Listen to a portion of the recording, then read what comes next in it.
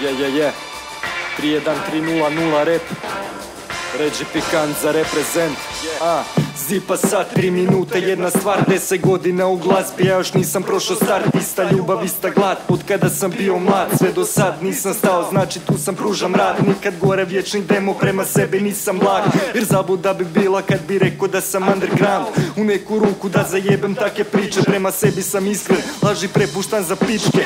Laži te dižu u nebo dok ja se dižem repom, džono gazim beton dok si ne pronađe mjesto, a do tada gazim cestom, uvijek istim smjerom. Uporan tvrdoglav, mada vama zvuči smiješno, znam da bit će nešto od ovoga. 10 godina pologa, na sebe ponosan, nikad prodan, znači uvijek isti ostao sam. Odnos strogo poslovan, predstavljam manjinu koja radi to u stilu. Kada penjem se na binu, serviram vam istinu. Rap čisto krvan koji možeš pronaći na vinilu. Zbog ovog papci ginu i mrze moju rimu, jer nemaju vještinu ni flow da mi skinu, pa su izmislili priču da repam za siću.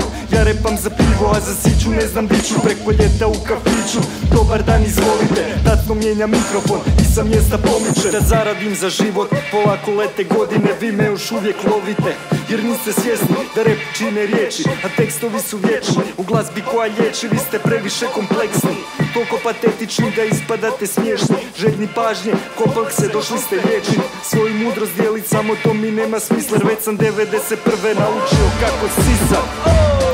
Ja sam kiselo mlijeko, pa nije mi čudno da me papci prozivaju često. Nisam ulaz, znam da majčino je bolje, zato ne radim za njih, već za one koji vole ritam stare škole.